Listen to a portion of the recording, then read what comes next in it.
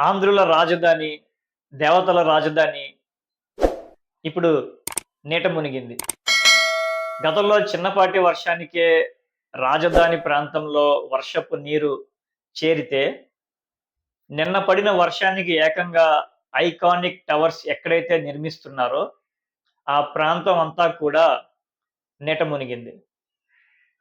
గతంలో రీసెంట్‌గానే మంత్రి నారాయణ గారొచ్చి, పనులు ఎప్పటికి కంప్లీట్ అవుతాయి, రేపు జనవరి నుంచి ఎమ్మెల్యేస్‌కిను, ఐఏఎస్ ఆఫీసర్‌లకి, సచివాలయం ఆఫీసులు ఆఫీస్‌లో వర్క్ చేసే ఎంప్లాయీస్ ఎవరైతే ఉన్నారో, వాళ్ళందరినీ ఇక్కడి నుంచే క్వార్టర్స్ ఇచ్చి వాళ్ళని ఉండే విధంగా ప్లాన్ చేస్తుంటే, నారాయణ గారైతే ఇంజినీర్స్ మీద కోపడ్డం జరిగింది. దాని మీద వీడియో చేయడం కూడా జరిగింది. నిన్న కురిసిన భారీ వర్షానికి కొండవాగులు పొంగి, అటు కృష్ణానది నుంచి చుట్టుపక్కల గ్రామాల నుంచి వస్తున్న నీరు అంతా కూడా రాజధాని ప్రాంతంలోకి చేరి, ఎందుకంటే రాజధాని ప్రాంతం ఉన్నదే లోతట్టు ప్రాంతంలో ఉంది.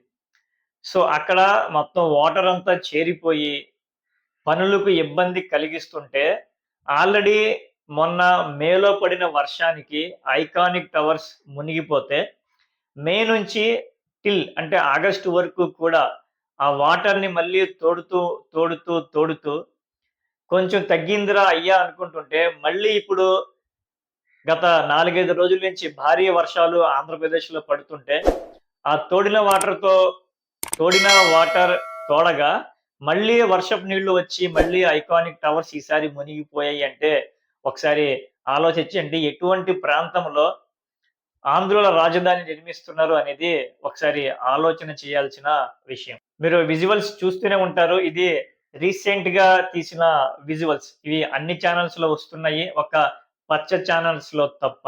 అయితే ఈ విజువల్స్ మీరు చూస్తున్నారు కదా! ఈ విజువల్స్ అన్నీ కూడా ఐకానిక్ టవర్స్ ఎక్కడైతే నిర్మిస్తున్నారో, ఆ ప్రాంతం అంతా కూడా 40 అడుగుల లోతులో టవర్స్ కడతా ఉంటే, 40 అడుగులు లోతు నిండిపోయి కూడా పైకి వాటర్ వస్తున్నాయి.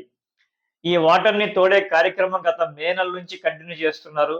నిన్న పడిన వర్షానికి మళ్ళీ నీరు చేరింది అంటే, ఆ నీరు మళ్ళీ తోడటానికి ఎంత టైం పడతది? ఇప్పుడు వచ్చే కాలమంతా కూడా వర్షాకాలం. ఇంకా 2, 3 నెలలు ఈజీగా భారీ వర్షాలు పడుతూనే ఉంటాయి. ఆ నీరు తోడుతూనే ఉంటారు. మళ్ళీ నీరు చేరుతా ఉంటది. మళ్ళీ నీరు తోడుతానే ఉంటారు. ఈ విధంగా ప్రాసెస్ చేస్తూ మన ఆంధ్రుల అమరావతి, దేవతల అమరావతి, ఐకానిక్ టవర్స్ ప్రపంచములకి ధీటుగా సీబీఎన్ గారు ఐకానిక్ టవర్స్ నిర్మిస్తున్నారు అని ఏదైతే చెప్తున్నారో, మరి ఆ ఐకానిక్ టవర్స్ ఎప్పటికి కంప్లీట్ అవుతాయి? సంవత్సరానికి 12 నెలల్లో 4 నెలలు వర్షాకాలం ఉంటే, ఆ 4 నెలల్లో కురిసిన వర్షాకాలపు నీరు తోడటానికి ఇంకో 4 నెలలు పడితే, మిగిలిన 4 నెలల్లో ఎంత పని కంప్లీట్ అవుతది? ఎప్పటికి కంప్లీట్ అవుతది అనేది అటు అధికారులకు చెప్పలేకపోతున్నారు. అటు సీఆర్‌డీఏ ఎవరైతే అమరావతిని నిర్మిస్తున్నారో ఆ ఇంజినీర్స్ గూడా చెప్పలేకపోతున్నారు. ఈరోజు పచ్చ ఛానెల్స్‌లో, పచ్చ పత్రికల్లో అన్ని చోట్ల కూడా భారీ వర్షం, కుంభవర్షం అని రాశారు గానీ, అమరావతి గురించి మాత్రం ఒక్క లైన్ కూడా రాయలేదు. అదే జగనన్న కాలనీలో వర్షం వచ్చి జగనన్న కాలనీలో మునిగిపోతే, చూసారా జగనన్న కాలనీలు మునిగిపోయాయి. చిన్నపాటి వర్షానికే జగనన్న కాలనీలు మునిగిపోయాయి అని చాటింపు చేసి ఈ పచ్చ ఛానెల్స్ కానీ, పచ్చ పత్రికలు గాని, ఈ పచ్చ బ్యాచ్‌కి అమరావతిలో ఎంత ఘోరం జరుగుతా ఉంటే, అమరావతి రాజధాని చిన్నపాటి వర్షానికి మునిగిపోతా ఉంటే, ఇప్పుడొచ్చే భారీ వర్షానికి ఏకంగా ఐకానిక్ టవర్స్ చుట్టుపక్కల గ్రామాలన్నిటిలోనూ భారీగా నీరు చేరింది అంటే, ఒకసారి చూడండి ఎంత అనవసరమైన ప్లేస్‌లో, అభివృద్ధి కాని ప్లేస్‌లో అమరావతి నిర్మిస్తున్నారు అనేది ఏపీ ప్రజలు ఆలోచించాల్సిన విషయం.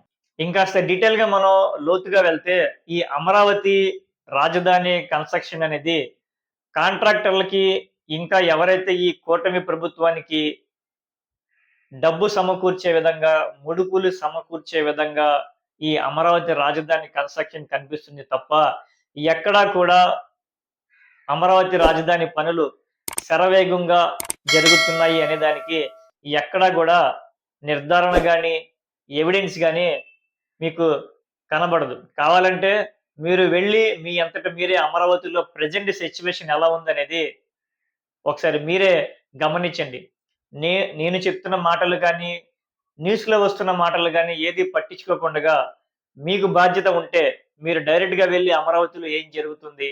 అమరావతి రాజధాని నిర్మిస్తున్న ప్లేస్ ఆంధ్రప్రదేశ్‌కి కరెక్టా? కాదా? అనేది మీరు నిర్ణయించి మీరే ఆలోచించండి. Thank you.